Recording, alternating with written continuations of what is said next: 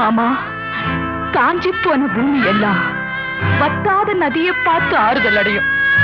அந்த நதியே காஞ்சி போயிட்டா துன்பப்படுறவங்க எல்லாம் அவங்க கவலைய தெய்வத்துக்கிட்ட முறையிடுவாங்க. ஆனா தெய்வமே கலங்கி நின்னா அந்த தெய்வத்துக்கு யாரால ஆறுதல் சொல்ல முடியும்? தானாடவில்லை அம்மா, சதையாடுது நதி, தந்தை என்றும் பிள்ளை என்றும் விளையாடுது.